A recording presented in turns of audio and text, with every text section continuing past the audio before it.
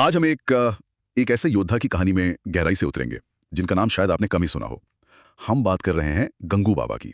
गंगू मेहतर भी कहते थे उन्हें। 1857 के संग्राम के एक नायक जिनकी बहादुरी के किस्से तो मिलते हैं, पर इतिहास की किताबों में वो अक्सर जिक्र नहीं मिलता। कौन थी ये योद्धा, कानपुर के पास बिठूर के रहने वाले, और क्यों आज भी उनकी कहानी सुनना जरूरी है?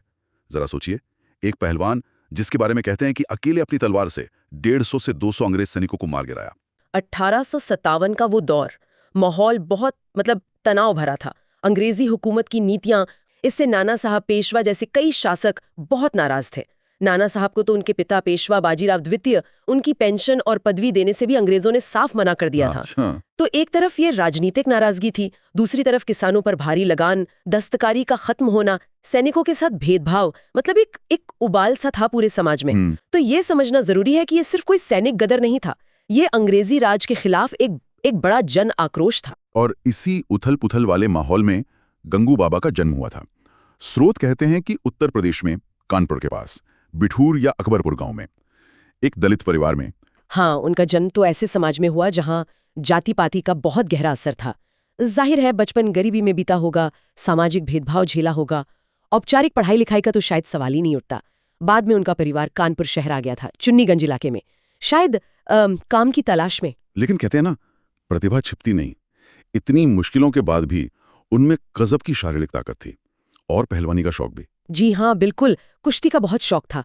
और सुनने में आता है कि उन्होंने एक मुस्लिम उस्ताद से बाकायदा पहलवानी सीखी थी। इसीलिए कुछ लोग उन्हें भंगूदीन भी कहते थे। हाँ, शायद इसी वजह से। और वो जल्दी ही एक जाने माने पहलवान बन गए थे अपने इलाके में। और शायद यही हिम्मत और ताकत देखकर नाना साहब पेशवाओं से प्रभावित हुए होंगे। वो जो कहानी है कि बाघ को कंधे पर लाते हुए देखा। हाँ, कि गंगू बाबा उसी मारे हुए बाघ को कंधे पर रखकर जंगल से आ रहे थे। रास्ते में नामा साहेब अपनी टुकड़ी के साथ मिल गए।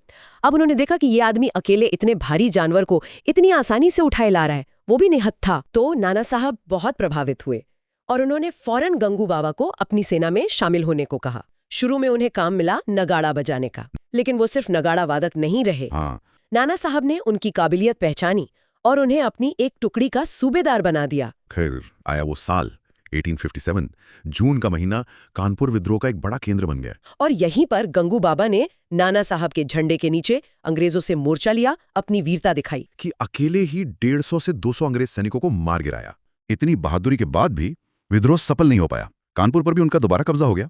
तो फिर गंगू बाबा का क्या हुआ? हाँ, विद्रोह की कुचले जाने के बाद बहुत से क्रांतिकारी या तो मारे गए या पकड़ लिए गए। गंगू बाबा भी कुछ समय तक तो बचते रहे, अंग्रेजों को चकमा देते रहे, पर आखिरकार उन्हें पकड़ लिया गया। अंग्रेज उनसे बहुत गुस्सा थे, फिर जेल में डाल दिया गया और फिर फांसी दे दी गई।